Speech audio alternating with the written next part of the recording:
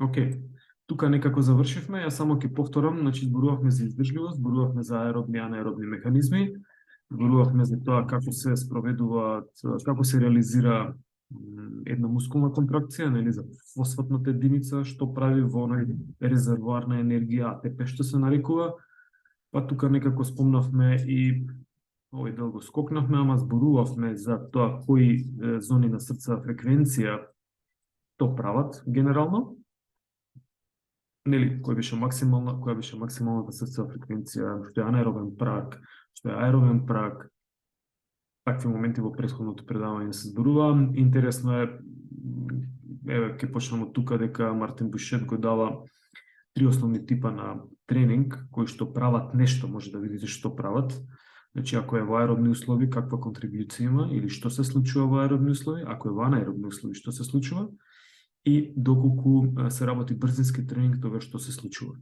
И комбинацијата до овие три би требало да се има во предвид кога се поставува оваков вид на интервален тренинг. Еден од методите, нели, за подобрување на издржливост беше интервалниот тренинг, другиот метод е континуиран тренинг. Мислам дека нешто споменав тука. Да, еве ги методите за подобрување во еден од претходните слайдови. Континуиран метод, интервален и некој променлив. Добро е да се држите за овие два метода, значи континуиран интервален метод. Со тоа што така во некоја општа аеробна подобрување на аеробна издржливост или издржливост во аеробни услови,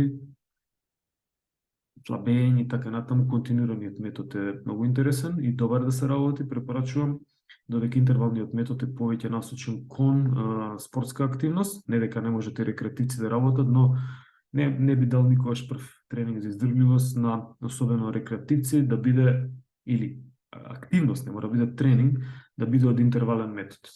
Значи да, може од околку пешачите, па да пропешачите, па да застанете на планинарење, па да пропешачите повторно, но тоа не е структурирано, тоа е повеќе така да се направи мала пауза.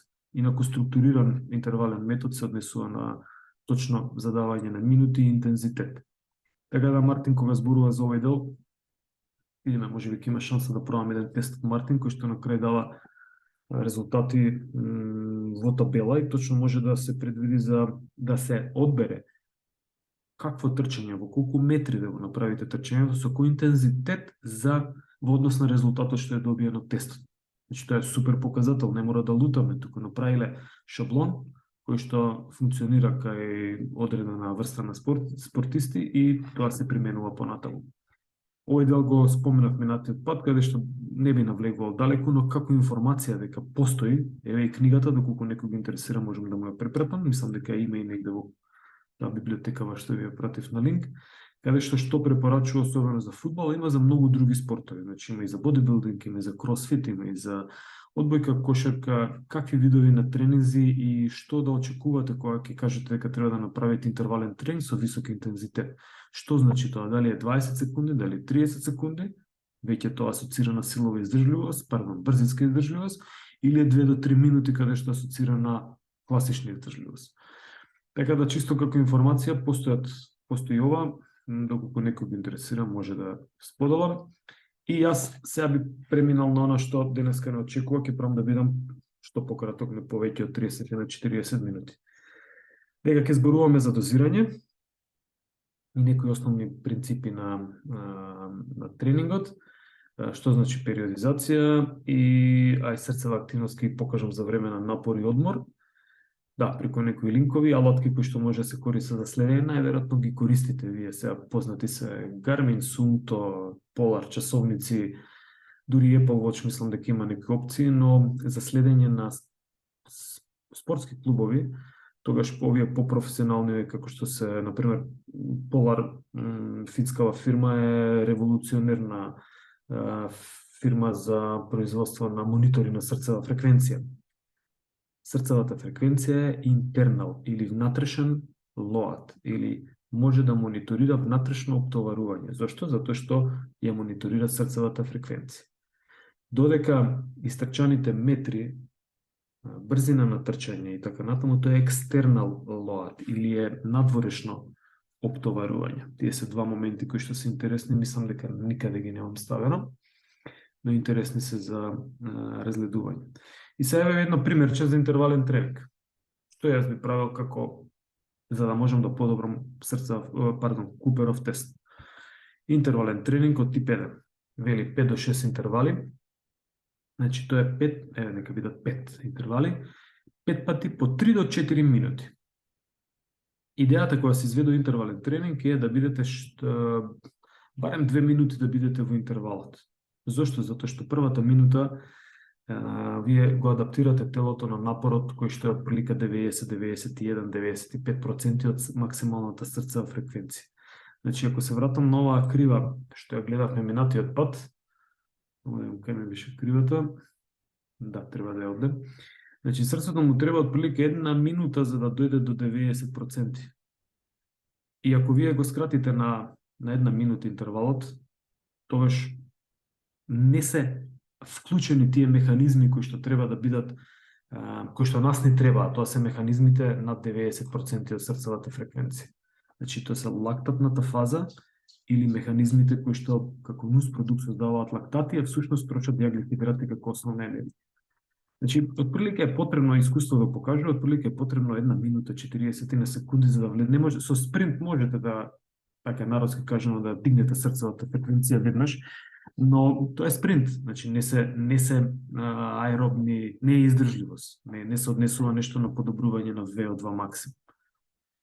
Така да, доколку, ајде ќе се вратам овде, значи првата минута ми треба да воспоставам работен режим и следната минута, тоа е втората минута, веќе тука телото се бори со чистење на лактати, значи како нуспродукт, или се бори со недостаток на кислород, се бори со сите оние куферски механизми или како се нарекуваат, кои што прават да влегува кислородот, да излегува, значи да дотокне на енергија да доаѓа до тој АТП или до нивото на мускулната саркомера. И тоа е целта всушност на тренингот, дека треба да го направиме да биде, да го изнесеме човекот од комфортна зона. Супер, тоа е во вториот слайд од сега ќе зборуваме за комфортна зона. Што значи препорачувам не помалку од 2 минути да бидат. Најидеално е за издржливост 3 до 4 минути. Така истражувањата покажуваат, еден интервал 3 до 4 минути, срцева фреквенција е која и одмор, кога срцевата фреквенција ќе се спушти на 120 до 130 очукување, значи heart rate, очукување во минути. Зошто? Затоа што тука негде на 120-130 очукување од минута, тогаш систолниот момент на срцето е супер и е најефикасен. Тоа значи дека многу ефикасно испумпува крв во однос на побарувачката. Не прави декомпензација, може да го искористам тој момент. Значи не прави заостаток некој туку компензира веднаш.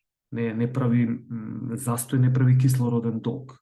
Затоа што кај брзинските активности се појавува некој кислороден долг, па нели сме задишани кога ќе заврши 100 метри или 200 метри и ни треба долго време после тоа, 1, 2, 3, 4 минути за да го стабилизираме телото во почетната состојба.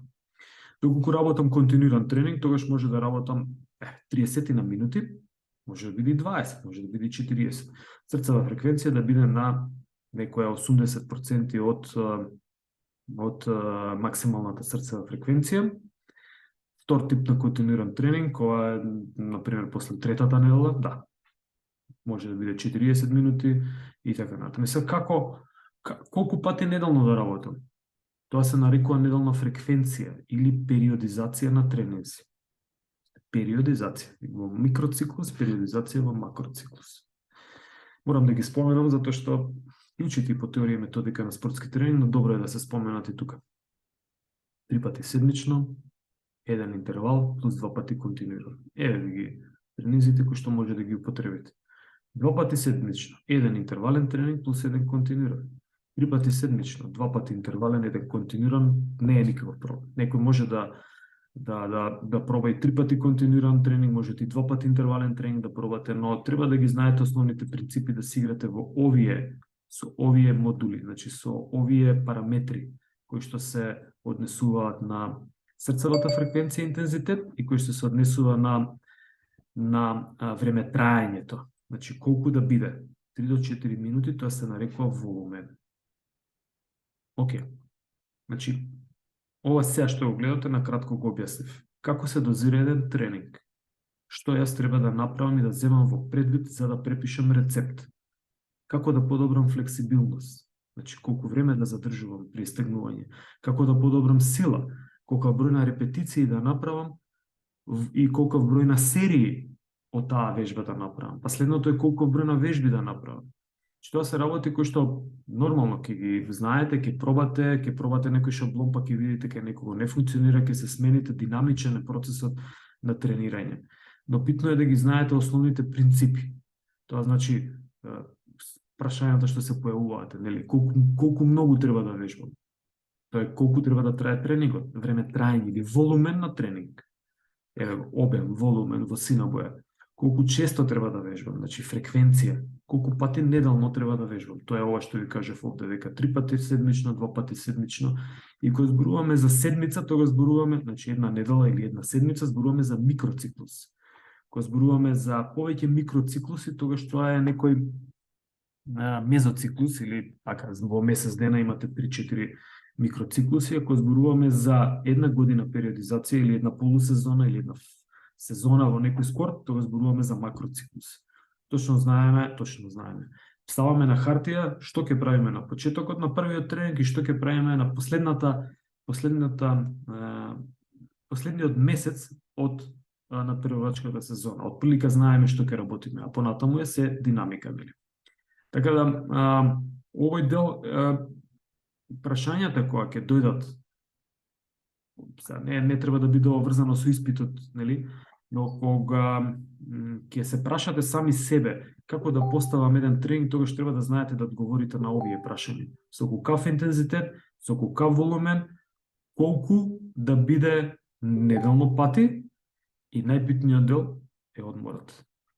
Ќе видите дека одморот е 4/5 од целокупниот тренинг во едно 24 часовно збитнување на нештото. Дали имате некој прашање, би преминал понатаму? Супер. Што се случува со тренингот кога ние тренираме? Јас големам оваа слика овде. Има скелетон на низет. Значи, ние функционираме, ја гледате овие крупчиња овде, ние функционираме, ова е извлечено од Марија Гајч. Книгата се вика Основи на антропомоторика, супер книга, мислам дека има во линкот со, да ја наречем библиотека, што ви ја доставив. На српско-хрватски е пишувана, но супер книгиче. Ние функционираме во сигнава зона.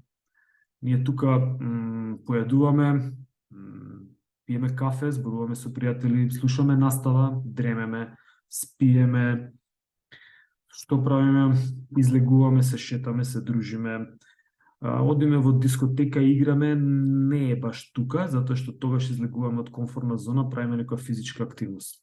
Многу размислуваме, да, и тогаш излегуваме од комфортна зона. Но овие нормални условно работи, не знам, тие што не побаруваат екстра енергија, тие се наоѓаат тука, во оваа комфортна зона. Се гледате тренингот каде е. Тренингот е нешто што треба да не изнесе од оваа комфортна зона. И затоа кога кажав дека срцевата фреквенција, пример, или интензитетот на напор кај интервален тренинг треба да биде над 90%, тука до 92-3-5% најмногу, може би 95 е многу. Еве пробајте што значи да истрчате 3-4 минути доколку не сте трчали интервален тренинг, да видите што значи 3-4 минути на ваков интензитет да трчате. Века не е воопшто едноставно, но првин треба да имате добро загревање, нели? Не сме веднаш, не е преподне и методски веднаш да почнете. И ќе видите дека да, тогаш не сум во комфортна зона, тешко е. Исто како што е тешко кај изведување на згибовите. Тогаш се излегувате од комфортна зона. Значи, ние го гледаме тренингот како излез од оваа комфортна зона, но целта е со добро поставен тренинг, значи со добро поставено дозирање на тренингот, каде што влегува и одморот во дозирањето, вие повторно се вратиме во оваа нормална зона. Доколку направиме нешто што ќе биде премногу, ја гледате црвената стрелка, тогаш настанува хроничен замор, тогаш настануваат повреди, тогаш настанува нешто што се нарекува overtraining или претренираност.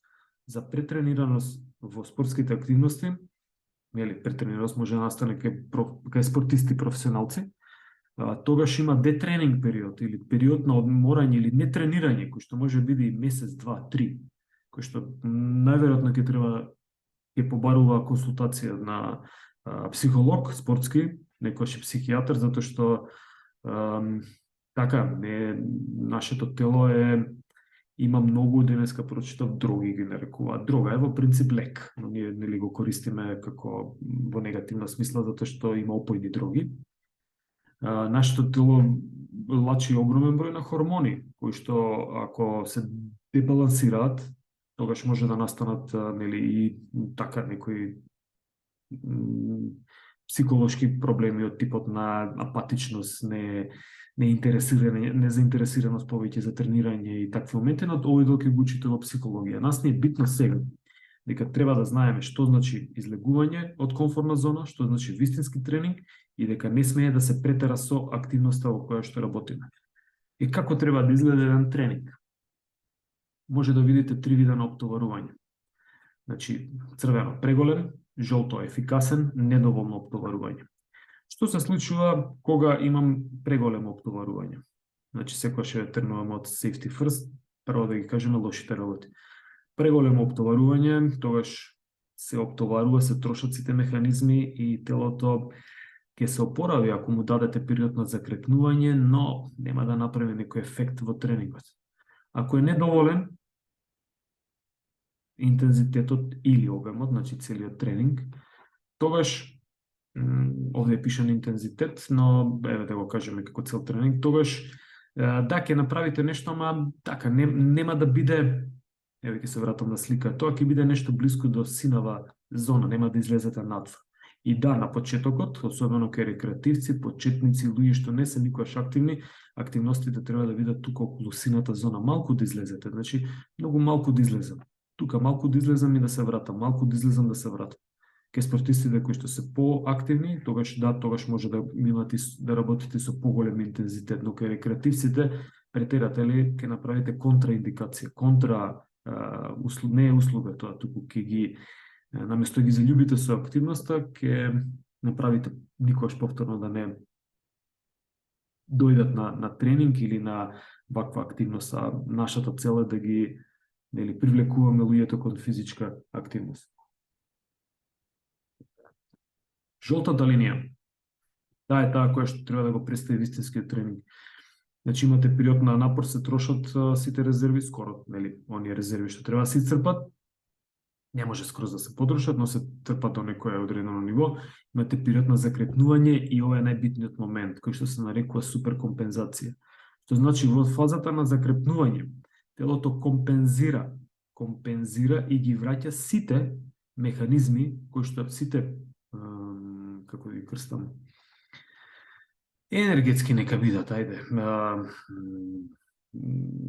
Се она што е потрошено, значи се она што било извадено од оваа нормална зона, телото пробува во фазата на закрепнување да компензира и да ги врати назад. Но, бидејќи телото е динамичен орган, или човекот е отворен систем, динамичен, тој не само што пробува да се адаптира, да се врати назад, туку пробува да направи и екстра нешто да додаде. Тоа се нарекува суперкомпензација во спорт. Значи, зошто го додава ова екстра? Затоа што вели, чекај сега, јас ќе додавам овде нешто екстра, во случај, утре, овој, ако повторно ме измори мене, ја да не почнам од истава линија црна, туку ќе почнам од малку повисоко, ќе имам малку по-добри капацитети и нема да му дозволам толку брзо да ме измори. Значи, тоа е целата финта на оваа суперкомпензација и на ефикасниот тренинг, дека ние што правиме со тренингот? Го малтретираме телото, но му даваме, пазете што кажувам, упорно, го малтретираме телото со високоинтензивни тренинзи, толку се високоинтензивни. Тоа е многу излегување од комфортната зона. Не мора да значи дека рекреативците треба да прават високоинтензивни тренинзи. Значи, ние го малтретираме телото за време на тренинг, и тоа треба во фазата на закрепнување да се опорави и да направи, да ја помине оваа фаза на суперкомпензација. Затоа велиме да јас се чувствувам одморен 24 часа после некој интензивен тренинг, но После 48 часа јас сум веќе спремен да го направам следниот тренинг. Затоа што фазата на суперкомпензација дошла можеби тогаш, после 48 часа се надоградиле уште малку во однос на почетното ниво. Значи, ова црна линија веќе не е тука, туку ќе биде малку погоре дигната, што значи дека ефикасноста на телото и почетната состојба, фитнес на телото е веќе подобрена. Значи, тоа се нарекува процес на суперкомпензација. Дали имате прашање тука?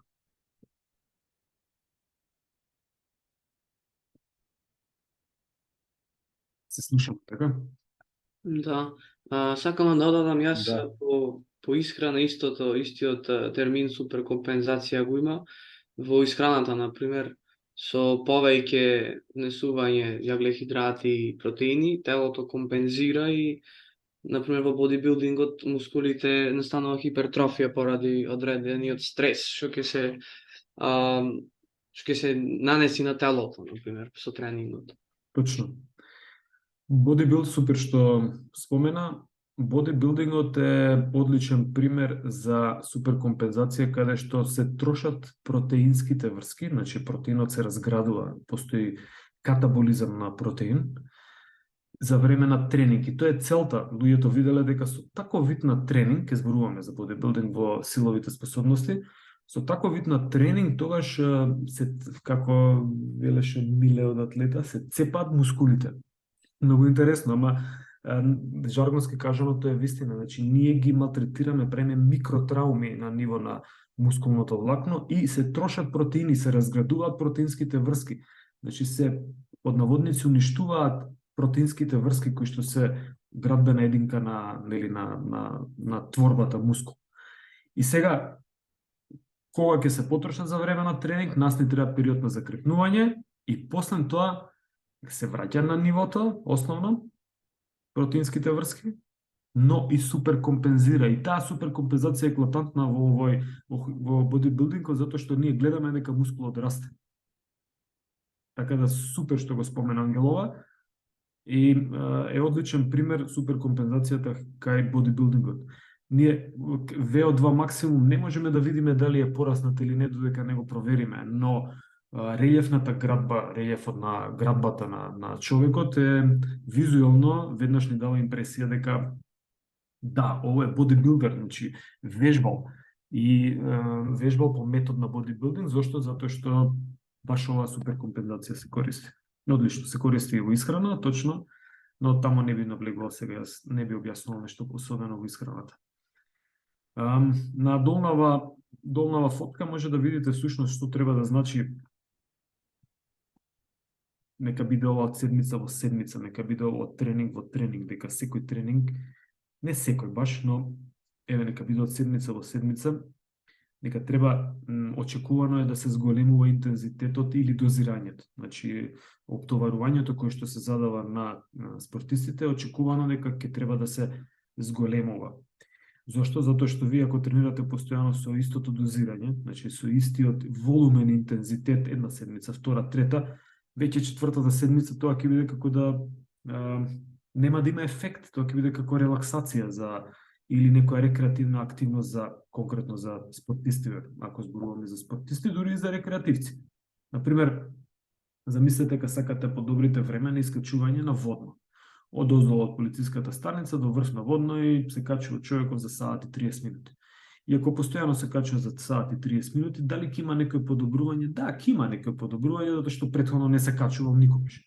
Ама ако се качува 10 години за саат и 30 минути, значи апсолутно телото ќе се адаптира и тука нема никаков напредок да има. Само ќе ја одржува издржливоста како способност. Но ако му кажете, слушај сега, запни малку повеќе и пробај за саат и 15, па пробај за саат и 10, па спушти на 55 минути и така натаму, тогаш, значи од седмица во седмица, тогаш ќе има ефект и тогаш ќе се појавува оваа суперкомпензација. Оди ли некој од вас на водно? 21 човек сме тука. Дали некој од полициската станица на водно? Добре. Јас така како хоби планинарење правам, меѓутоа не на водно, по врвови. Супер, одлично. И јас колку, ако некој знае, например, колку му треба да се искачи од полициска станица до врв на Богна? Во време, дали сте приметиле колку ви треба?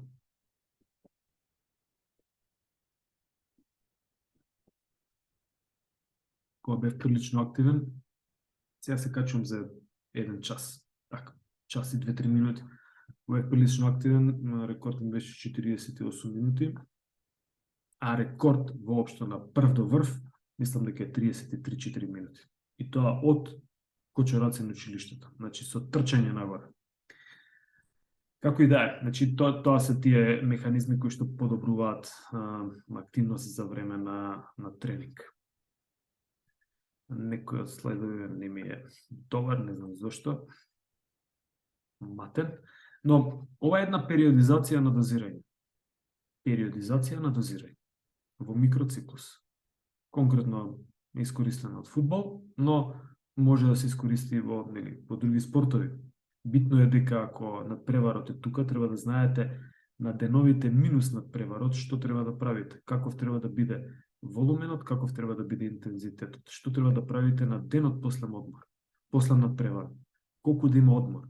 Дали може да направите да има два надпревари на оваа слика долу, два надпревари еден до друг? Не, воопшто не е методски. Може, ама со тотално друга екипа. Значи, други 11 ке внесете или 15 плюс 15 со замени таму колку да.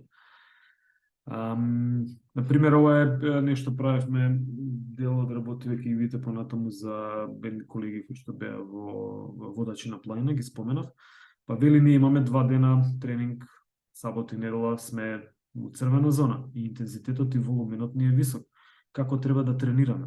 Ако може да приметите и во овој дел секогаш еден ден или 2 дена пред, овде нешто друго работевме, може на горнава слика се види 2 дена пред битниот ден, особено еден ден пред битниот ден, се намалуваат скоро сите активности по волумен и по интензитет. Волуменот може да биде 40 на минути 50, конкретно овде, зборуваме за фудбал, но интензитетот мора да биде намален. Зошто? За да настане таа суперкомпензација. Значи, ние овде сме правеле нешто, вежбаме, одржуваме, правиме, ама тука сепак дозволуваме да се одмори телото.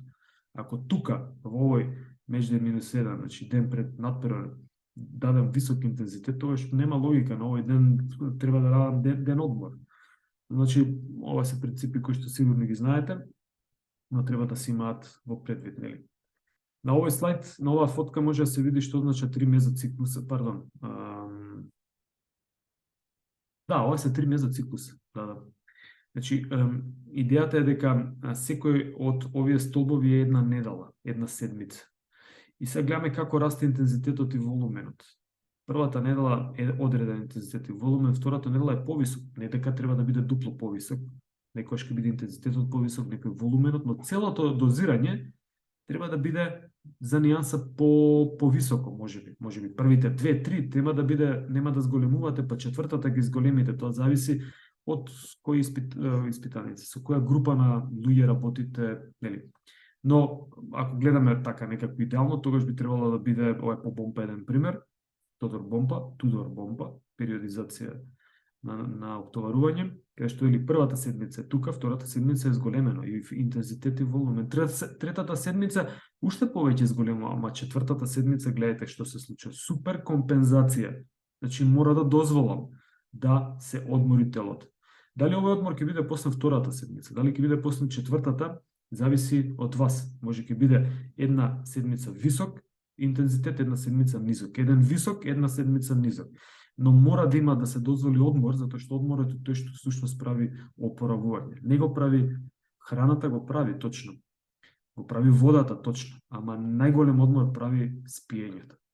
Што значи одморот во вистинска смисла е тоа што му треба на телото за да направи добра суперкомпензација. Не само на телото, него на човекот, ќе кажам, затоа што човекот не е само тело. Може да видите што се случува во вторите 4 микроциклуси. Значи, ова се 3 мезоциклуси, еден мезоциклус, втор, трет, еден столб, еден микроциклус или една седмица. Значи, повторно има зголемување на интензитетот и четврта недела вели стоп. И така натаму. Не може ова да оди до бескрај. Најчесто ова се, значи, еден месец, втор месец, трет месец, полусезона трае тука негде 3-4 месеци, после има тотален одмор. Или доколку трае 5-6 месеци, зависи во кој спорт и каде, 7, тогаш има детренинг период и повторно мора да има одмор за да се одморат спортистите. На сличен начин може да се работи со рекреативци, но дели таму не се строги принципите, нема побарување, не се наработа луѓето дојдени, едноставно може пофлексибилно да биде целото тоа. Сега како го проверувам интензитетот?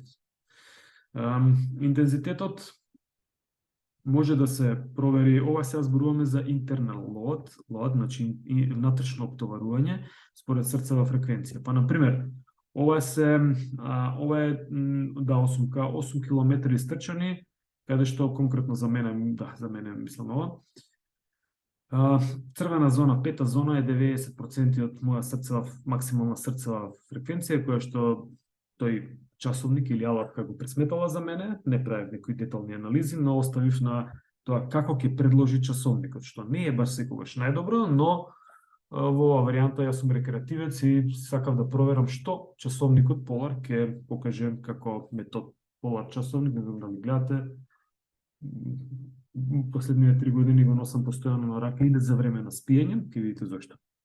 И сега вели дека 78% од активноста јас сум бил под анаеробен праг. Значи, сум бил под анаеробен праг. Што сум правил? Континуиран тренинг сум правил и ќе го отвори вака. Сум правил континуиран тренинг и за време на овој тренинг јас сум, значи континуиран напор сум имал, постојано напорот ми бил ист. Може да видите срцевата фреквенција. Нели горе мапата на трчање, не е битно во моментов, но срцевата фреквенција е постојано во жолта зона. Да, се движи тука некаде од минимум 140 до можеби максимум, сум влегол во црвена зона, овде нешто имало, не знам што се случило, не е битно, па сум направил нека пауза, на 130 паднала и така натаму, но софтверот вели дека јас сум бил од вкупното време 78% во жолта зона за мене, што е под 90% од максимална срцева фреквенција. Ја тоа сум го сакал. Континуиран метод, сум задал некоја своја срцева фреквенција, дури сум го гледал часовникот каде што ми вели дека не треба да одам погоре, затоа што може да се наместат зоните. Пак ќе кажам, некој најверојатно работи на ваков принцип, не се нови алаткиве, првиот мој монитор на срцева фреквенција, значи различно е пулсметар, различно е монитор на срцева фреквенција. Првиот мој монитор на срцева фреквенција била 97-8 година, кога почнав да студирам Sigma Sport и на него се учев. Понатаму семинарските работи кои што ги направив за постдипломски студии беа точно со срцева фреквенција и со проверка на shuttle run и детекција на анаеробен праг, па тука некои математичко-статистички анализи и како и да е. Значи супер алатка е како дневник да ја користите. Зошто? Затоа што овде имам брзината на трчање во синава крива. А потоа имам ова се чекори во минута, значи повторно некоја брзина. Потоа имам слоп или елевација на која висина сум трчал и што се, значи добра анализа може да се направи. Ова е континуирано трчање. Ова второво вели дека е интервали. И сега јас за моја возраст, за моја категорија на човек и возраст можеби, сум пробал да направам некои интервали и на крајот ми вели од, значи, сумиран волумен интензитет, дека јас сум поминал 30% во зона која што е над анаеробниот праг. Може да видите разлика помеѓу континуиран метод и интервален метод на работа. А и овој дел да видам што ќе кажа и дали ќе се препознае нешто. Супер. Ги гледате овие мали брденца, кои што се различни, ќе ве вратам назад, се различни од овој вид на тренинг. Значи, овој тренинг траел, континуираниот тренинг траел 45 минути, 8 км истрчани. Овој тренинг траел исто, 42 минути, скоро исто. 6,14 км сум истрчал, многу помалку. Средна срцева фреквенција овде е 142, само да видам овде колку е средна срцева фреквенција, 147. Значи не ми е некој показател среднава срцева фреквенција за тренингот. Максимално овде вели дека е 162, минимум не е ни битно во моментов. Овде вели 168, малку повисоко. Арно, ама ако навлезам подлабоко да анализирам што сум правил, прво сум имал некое загревање кое што било во ове 1 километар и километар и пол, и од тука сум пробал да направам интервали со време траење од, само да видам дали го дава времето некаде, мислам дека не го дава, но најверојатно би требало да се 2 минути интервали. Што е целта? Дека влегувам во црвена зона, држам 1 минута и потоа застанувам или го намалувам темпото на трчање. Јас овде застанував.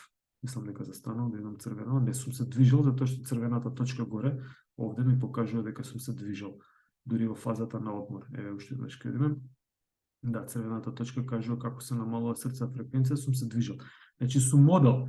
Може да приметите на која срцева фреквенција сум го почнал следниот интервал. Се чита така? 120. 120, значи сум причекал да се компензира заморот и да бидам ефикасен во следниот интервал. Потоа следниот интервал повторно оди во која зона, која срцева фреквенција, битно е дека, мислам дека по 1 минута ги имам правено, дека држам значи 2 минути вкупно, мислам дека, значи 1 минута да влезам во таа зона на оптоварување и 1 минута да издржам. Зошто? Затоа што тука е битно, треба да се издржи во тие 1 минута, тогаш има сатурација во крв со лактати и крвта пробува и телото да ги сврди лактатите и се бори, значи надвор од комфортната зона е механизмот на функционирање. И сега имам овде 1, 2, 3, 4, 5, 6, 7, 8, 9 интервала. Колку интервали треба да направам? И тоа е многу добро прашање. Имате ли идеја? Дали да бидат 3, дали да бидат 4, ова не ги гледате бројките горе, ова се километри. Дали да бидат 10, дали бидат 20 интервали. Има една финта од пракса, не сум ја сретнал, но кога сум работел со спортисти, времето на паѓање на срцевата фреквенција, ако се зголемува, например, 5-тиот интервал, 6-тиот интервал, зборуваме еве конкретно за тенисер професионалец, Гора Србјак, паѓа срцевата фреквенција во рок од 50 на секунди. 5-тиот интервал. Исто, значи, помеѓу првиот и вториот и третиот и така натаму, до 5-тиот интервал паѓа до 50 на секунди. 6-тиот интервал, кога ќе го направи, 1 минута, 60 секунди треба за да дојде до 130 фреквенција ако сме одбрали. 7-тиот интервал, минута и нешто пробува. Почнува, значи, минута и 10-15. 8-тиот интервал, веќе приметувам дека 1,5 минута му треба за да се смири срцевата фреквенција долу и веќе престанувам. Не, продолжувам иако сум испланирал 10 интервали. Се покажало дека после тоа има ефект, се покажало дека утрента може да прави друг тренинг, значи не е претрениран, акутно претрениран, но сепак на некој начин срцевата фреквенција издава дека телото веќе не може да се бори со чистење на овие нус продукти или со адаптација кон заморот. И затоа треба да се слушаат или да се користат, да се слуша телото, слушаат да се користат вакви алатки кои што многу може да помогнат во креирање на интензитетот. Не да биде тоа паушално. Колку силно да трчам? Трча 70%. И сега човек го вика што е тоа 70%. Па од твојот максимум трча 70%. Ја, например, не знам да трчам од мојот максимум 70%. Ама знам да трчам или да правам активност, која се работи за издржливост, на 70% од мојата максимална срцева фреквенција. И ако вие знаете така да го поставите тренингот, тогаш нема да има нешто нема да има проблем, туку ќе има голем ефект во подобрување на нешто. Професор, да прашам за интервалниот тренинг, например, овде се појавува овде декомпензиран замор после, например, 7 интервали, како што рековте. Или Добро. Дали се појавува декомпензиран замор, дека телото не може повеќе да компензира, да се... Да, види, најверојатно терминов не би сакал сега да го користам, искрено не сум фамилиаризиран и не го користам многу како декомпензиран замор, но најверојатно на тоа се однесува. Јас ќе го кажам на овој начин. Значи се појавува замор кој што не може да се значи не може да го одмори телото како што го одморува претходно. И сега добро е тоа да се помести, значи тоа да влезете и во таква ситуација, затоа што тука се тие граници кои што се поместуваат. Инаку, ако постојано се прави исто, тогаш нема да има никаков прогрес. Но да не се претера, значи приметувам дека првиот помеѓу 5-тиот и 6-тиот интервал, конкретно во овој пример што ви го кажав, се зголемува срцево одморот, потребно е повеќе одмор, помеѓу 6-тиот и 7-тиот, да, потребно е уште повеќе одмор, помеѓу 7-тиот и 8-тиот, да, уште повеќе, тоа се веќе 3 интервали повеќе од оно што он ги можел. Тука има ефект. Тоа е исто како да направите, да работите с гибови, ама да не се до отказ. Нема ефект. Во згибови без отказ нема ефект. Во бодибилдер без отказ да работи, значи да не може последното да го направи, нема ефект. Зборуваме за спортови, професионален спорт, не за рекреација. И кај рекреацијата е слично, ама на подруго ниво. Што значи тука да се сложувам, најверојатно се работи за таков вид на замор, но јас го дефинирам на друг начин, дека не се одморува телото толку брзо, како што било помеѓу првиот и 5-тиот интервал, значи во тие интервали таму. Ова може да ви се случи на 7-тиот, на 8-тиот, на 10-тиот, на 15-тиот интервал, пошто е многу битно дали се правени интервалите да бидат по 2 минути, по 3 минути, по 4 минути. И тренинг процесот е динамичен процес. Никогаш не треба да биде вака сум испланирал и вака има да биде. Не, ние треба да видиме што е со испитаникот, постојано го кажувам, што е со клиентот, што е со дечињата, дали они може тоа да го исполнат, може би им треба повеќе, може би јас сум испланирал дека помалку треба. Но подобро е, секогаш е најдобро да направите помалку, отколку да префорсирате, затоа што со префорсирување може да настане некоја повреда. Не ти одговорив нешто посебно, но да, се сложувам, тоа е тоа. Да, јасно ми е. На тоа мислам Ангел и најверојатно и на тоа и се однесува во книгата. Кај се фати за овој компензиран и декомпензиран замор. Па дека нигде го немам и е сретнато и затоа. Да, него во англиска литература не сум го користил, ама еве ќе го искористиме чатбутов, на крај на часот пак ќе провериме, или секој за себе може. Што сакав исто да споменам, дека како би изгледало, например, една активност која што не е поврзана, е рекреативна активност. Ова е планинарење од Попова шапка, цел круг до Плат. Има едно бачило таму, 1 мај, кој бил на Шара и која знае Шара. Може видите го Скардус хотел и хотел Тетекс тука. Која е срцевата фреквенција на планинарење? Може, тоа е повторно за мене, значи малтене не влегувам во жолта зона, постојано сум во некоја сина, зелена зона, па така и средна срцева фреквенција вели дека е 122 удари во минута, вкупно траело 7 часа, 7 часа. Зашто? Затоа што е планинарење, уживање, овде ветер не утепа. Но вкупно вложено 14 километри. Само секунда се извинувам.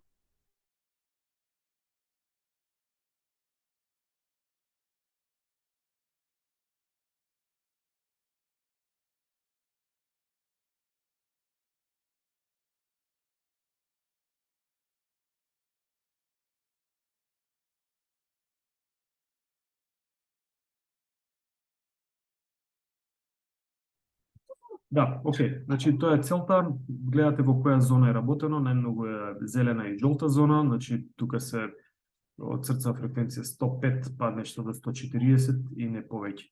И сега што е интересно со овој софтвер, дали го користи некој ова?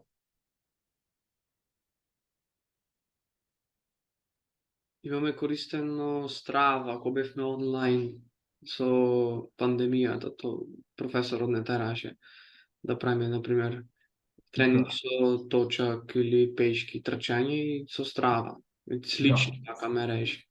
Слично е, не знам сега на Стравата дали може да се повреди срцева фреквенција, но мислам не. Не може, мислам, туку само колку дистанцата, времетраењето, од прилика калориите колку калкулирам, а то не е 100% точно. Точно, се сложувам, да. Срцевата фреквенција се користи многу како монитор на напорот. И затоа, например, ова е некој дневник кој што може да го искористите. И, например, последно трчање сум правил во среда.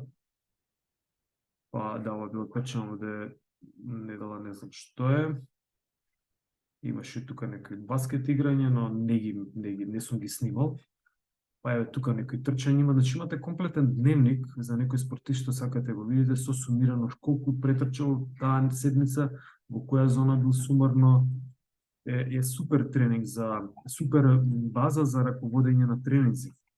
И сега срцевата фреквенција да се користи, како што кажав, но многу повеќе например се користи во некои спортови се користи екстернал лоадот или тоа е ајде вака ќе ви покажам дали е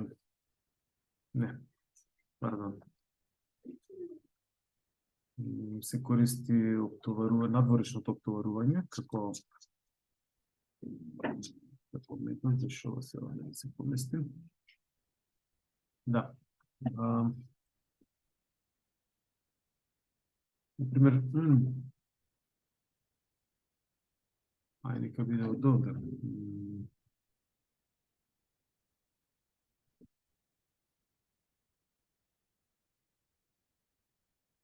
Супер. Ова е еден значи софтвер на катапулт кој што мери.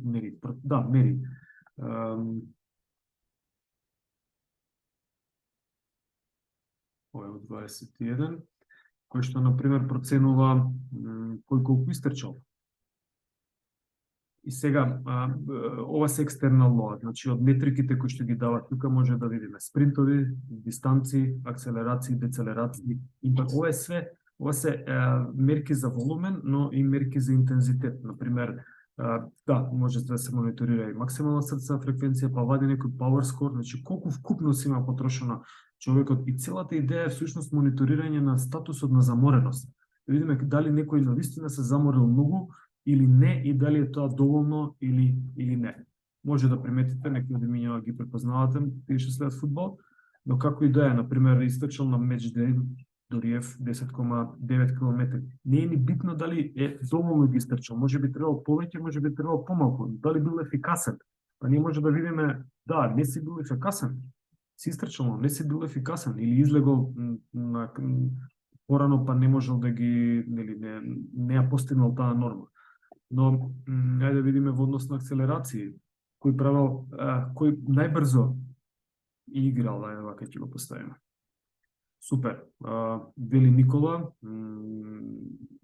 како да го крстиме, дефендер, значи бек дефендер или одбранбен играч, па после тоа може да се види и според оваа анализа може да видиме исто така кој колку има направено вкупен допринос во заморот, за да може на крај да направам анализа и да кажам да, чекај сега, овие исполниле, овие не исполниле. Тоа има уште дистанц во минута, значи во една минута, да, во една минута отприлика колку им била просечната дистанца на истрчување во метри. И само ми фалат овде од анализите, ми фалат, не знам зашто не ги појавувам.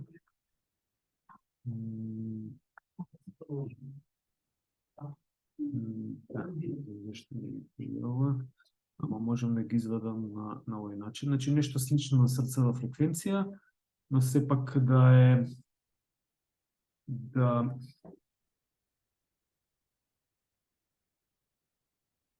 супер.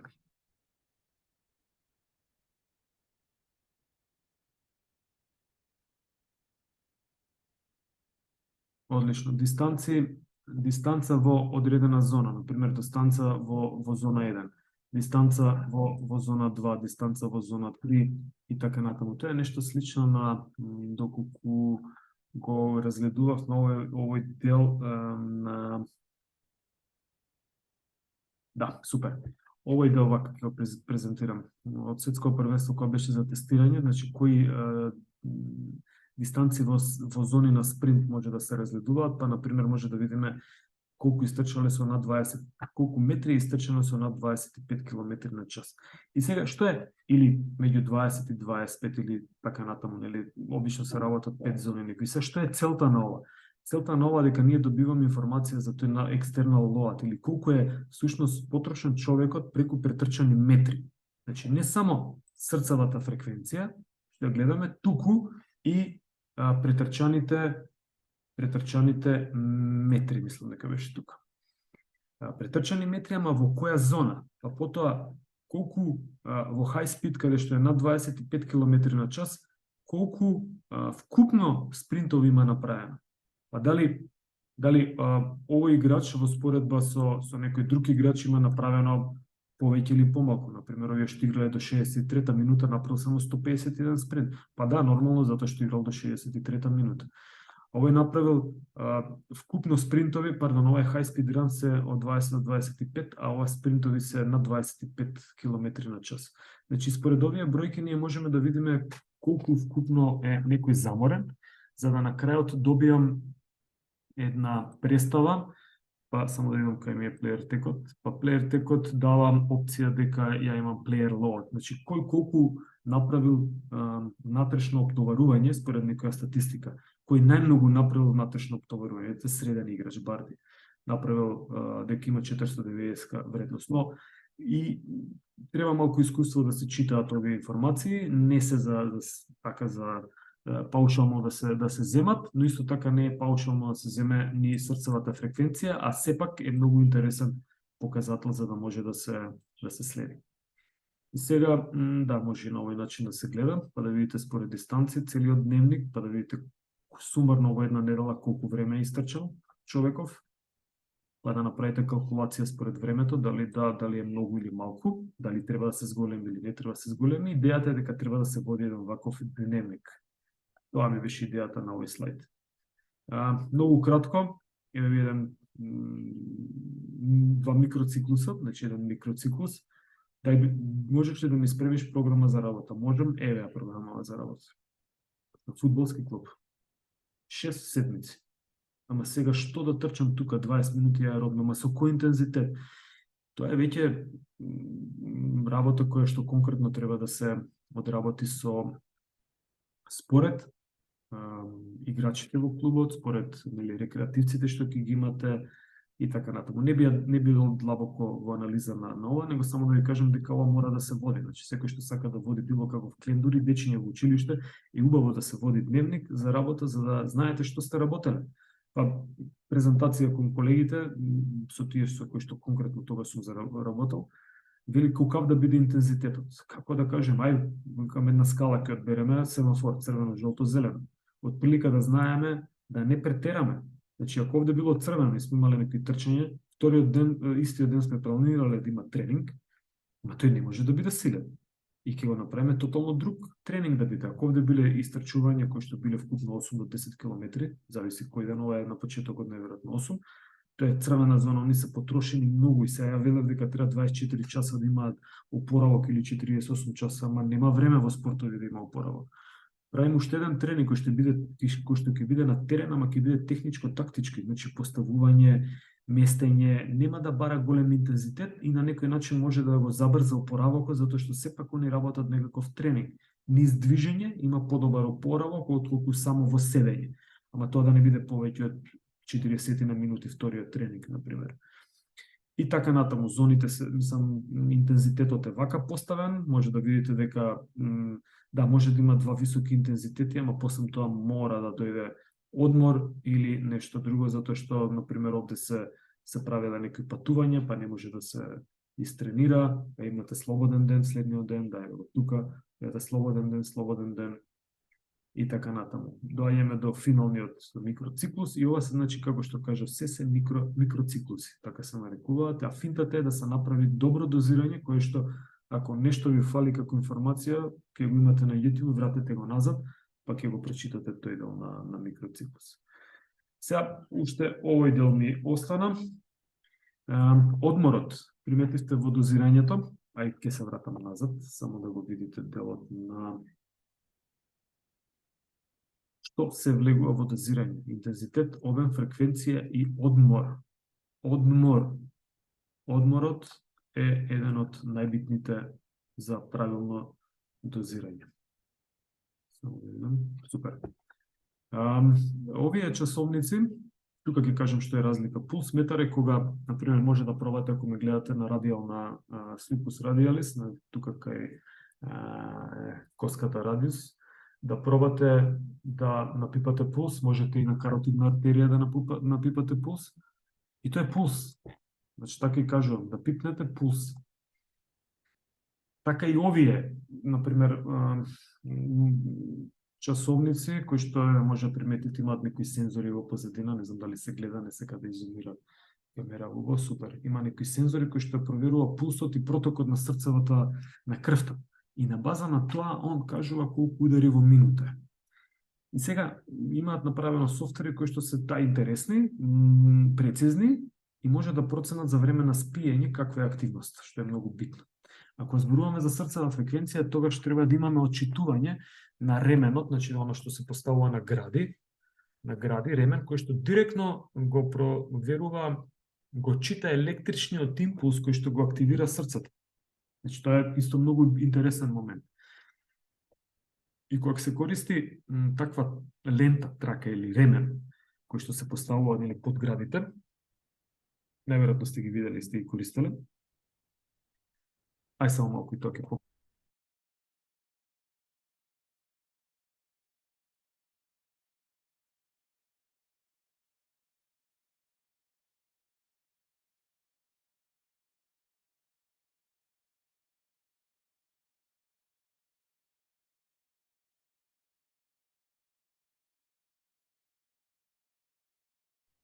зборуваме за лента или ремен која што се поставува под градите и која што има некоја чипче на нејза и која што директно го, ова е сега исклучено да не точи батерија, и која што директно го чита импулсот од срцевиот од снопот кој што го од нервниот сноп кој што го активира срцето. Што значи дека таму е многу попрецизно читањето и овие софтвери кои што се користат кај срцевите монитори може да направат добра пресметка дали некој е во замор, во колкав замор е, дали е ефикасен тренингот, дали е влегува во акумулација на преголем замор, и овој тест се нарекува, например, overtraining test ке повар, или ќе го учите по биологија, се нарекува ортостатска проба. Ортостатска проба во стоење па во лежење, во лежење па во стоење. И каков е вариабилитетот на срцевата фреквенција. На база на тоа, многу прецизно пробувано е многу пати и многу прецизно може да даде податок за заморот. И дури, например, Полар има скала од 1 до 10, кој што вели ако си тројка, четворка, застани, не форсирај. Премногу е. Значи, направи одмор, немаш добра суперкомпензација. И тоа се тие моменти кои што нас не требаат за да може да ги искористиме како во дозирање на тренинг. Конкретно овде дава многу битен дел, го кажав дека одморот, особено спиењето, вечерното спиење, доколку овој дел не се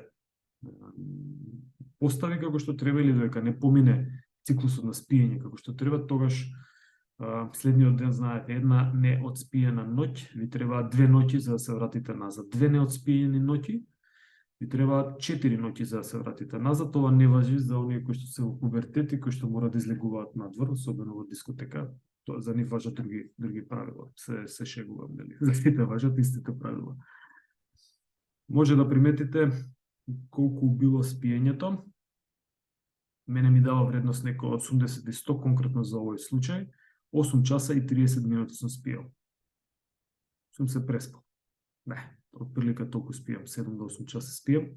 Ама видете ги фазите на спиење, има лесно спиење, има дип спиење, значи длабок сон, ништо не може да го спие како топ. Имате фаза REM или Rapid Movement, значи тоа е фаза кога всушност замислете USB и го бришете ја бришете меморијата на USB-то. Значи таа фаза REM фаза, има една група REM, не е таа. Ова REM фаза или Rapid Eye Movement, тоа е брзо движење на очите, во психологија е дефинирано дека тогаш има брзо движење на очите, затоа се нарекува таа фаза така REM. Всушност ги брише повеќето од импресиите не може сите да ги избрише, кои што се акумулирале и го празни мозокот на некој начин, едноставно кажам. Значи, многу битна фаза. И сега ако приметите после еден месец мониторирање дека оваа фаза најчесто е 1 час и 50 минути во 8,5 часа спиење кај спортисти и почнува да се намалува оваа фаза, може да очекувате дека ќе настане замор. Интересно. Interruptions 33 минути поминале во, не знам, превртување, водење во тоалет или нешто од вкупните 8,5 часа. Значи супер статистика вади. Овади најнискиот пулс, 52 очекувања во минута. Во една сум легнал во колкова 24. Да, сум станал околу 7 часа, 8, 7 или нешто пред 23, затоа што ајде точно кажу 23:20. Станало во 7:40. Значи, за следење на одмор е одлично, затоа што и вие сте помлади, повеќето од вас, знаете дека не знаете секогаш да го слушате своето тело. Како доаѓа искуство, знаете кога сте наспан, кога не сте. Но особено кај спортистите кои се на припреми, им треба помош, бекап им треба од некој кој што може да го спроведе ова. Постои уште една скала, која што се нарекува Боргова скала. Боргова скала, тоа е за вака да видиме на српски, супер, која што може да ја одговараат, да им ја давате за одговарање, да, еве на овој начин. И тоа е internal load, значи внатрешното load или оптовареност ја проценува, но што не ми ја дава сега како фотка. Битно е дека постојат две варијанти. Основната варијанта е од 5 до 10, мислам, но има и варијанта од 0 до 10 и одговарате дали сум спиел, дали тренингот бил многу напорен, многу лесен, среден и така натаму на скала од 1 до 10.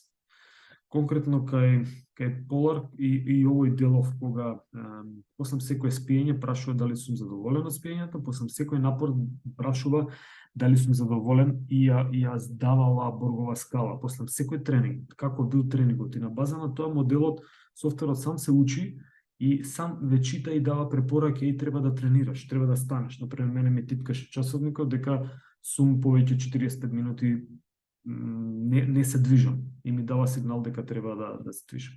Не треба многу да зависиме од овие алатки, но сепак треба да ги имаме во предвид. Затоа што се алатки, како што го споменав чатбутот претходно. Како што и тестовите се алатки, за да може да процениме некоја способност. Имате ли нешто да прашате? Да прашаме за REM спиењето, дали тога се одмарат и мозокот и нервите, например, после напор?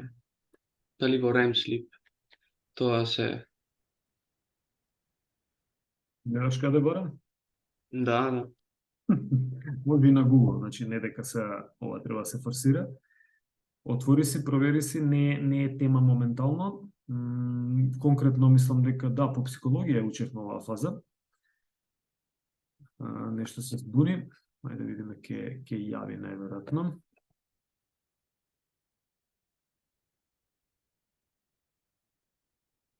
Но можеш да видиш што е. И сега rapid eye movement, sleep or stay chair, usually start 90 minути after. Која фаза е ова? Интересни се објаснувањата. Јас го памтам и најлесно да се каже дека ова е всушност фазата каде што има голем одмор на мозокот. Се случува, што нас ни е многу битен. Значи, кога има интензивно сонување, тога се ослободуваат се што е врзано или од претходното нешто што претходниот ден што е акумулирано, значи има ослободување. Вика е 20 до 25% од вкупното спиење треба да биде во оваа фаза. Па да видиме ке мене дали било толку. Значи од 8,5 часа тука негде сум поминал, значи добро сум се одморил. Во прилика негде 90, например, часовникот дава дека секи покажам што дава за денеска, вели high recharge, значи во таков жаргон како батерија полнење, вели дека добро сум се начаржал со спиење. Сум го проверувал, интересни информации дава и знае кога нема да е наспан човек, така и се чувствувам и точно и часовникот дава дека дека не е наспан. Значи, повеќе информации за REM на друг час, не ке мене, затоа што е делов REM во психологија. Ама може да си прочитате, нели, интересни се. Нас не е битно, гледаш во кој домен ги објаснувам работите, значи мене ми е битно доколку приметам кај некој од спортистите дека ова фаза ми се намалува, значи дека нема доволно сонување, нема доволно ослободување на импресии од претходен ден и дека најверојатно не спиел како што треба. Но ако имам ваков еден монитор, тој може да ми покаже дека да, не спиел како што треба. Тој ги взима во предвид сите овие фази. За нас ова е интересно, до тука. Понатаму не би навлегувале.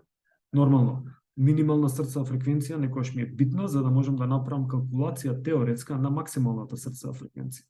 Некои математики ја земаат минималната, па можам да искористам од тука. Така да тоа е исто интересен податок. Има ли нешто друго? Односно, супер прашање, браво. Успеавме 22 бевме на почеток, сега сме 19, значи тројца сме ги кикнале.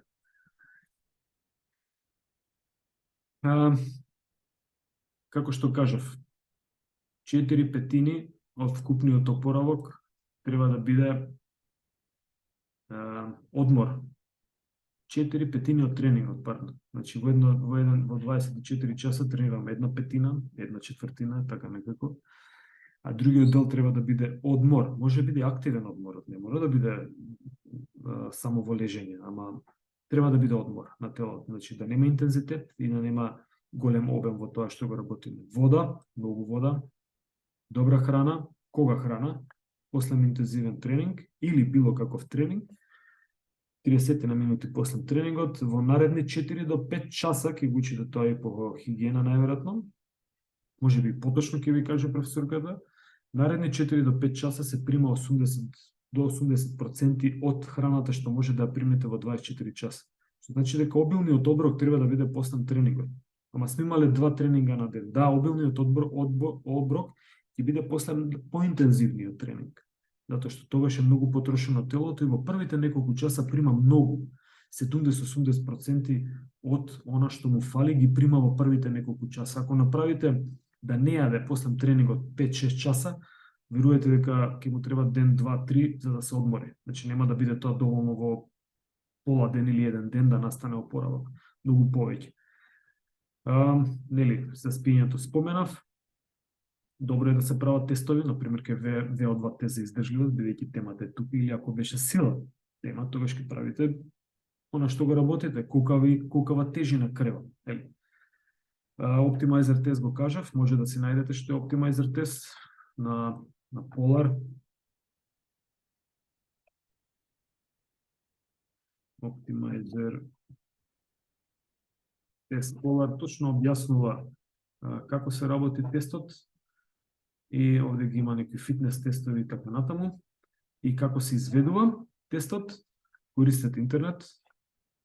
Да, најчесто за компарација се користи за, например, дали има подобрување, ако немате друг тест, тогаш утринската срцева фреквенција. Доколку настанува брадикардија, тоа е намалување на срцевата фреквенција на утро, тоа значи дека очекувано е, нели, дека има ефект од тренингот. Доколку се зголемува срцевата фреквенција, наутро, тога значи дека се акумулира замор. Значи брадикардијата или намалување на срцевата фреквенција кажува дека тренингот има ефект и дека човекот е наспан и се понатаму се случува на добар начин. Ако минималната срцева фреквенција, таа минимална и нема секој да се намалува, ама некоја средна ако почнува да се намалува, и можете да проверите наутро, не ви треба срцев монитор, допрете на каротидните артерии и измерете 1 минута. И отприлика ќе видите би требало да е негде меѓу 50 и 70 очекувања во минута. Ако почнете да тренирате, тогаш би требало да се намалува оваа фреквенција на утринска, затоа што ќе има ефект тренингот. Океј, јас немам повеќе за овој дел. Ми зема 17 минути чатбутот, така и планирав некој 1 час, 15 на минути, гратис од мене и плюс чатбутот 1 час и пол. Прашање, сугестија или нешто да надополни некој? Ангел? Немам друго. Супер, одлична цена. И добро е да се надевам ве мотивираат темиве, затоа што само на тој начин ќе остане нешто во сеќавање и ќе запомните. Има ли некој искуство од ова, нешто што зборував до сега, денеска, или в минативе часови? За издржливост која зборуваме. Дали некој практикувал некои слични работи? Мене ми има тестирано со јојо тестови, SDS тестови, такви работи. Супер, тоа е во однос на тестови. Дали некој тренирал интервален тренинг? Да, јас во ракометот практикувавме интервален тренинг. Супер. Со тоа што најверојатно не се многу долги тамо интервалите, така или? Не се многу долги, а многу на број се интервали. Такава програма имавме. Да, одлично. Добро, тоа е тоа. А доколку немате прашање, тогаш наредни 2 недели ќе направиме пауза, но јас сум тука и ќе тамо по распоредот ќе се видиме. Во меѓувреме, доколку имате тестови кои што треба да се прегледаат, слободно пратете ги, јас ќе исклучам снимање.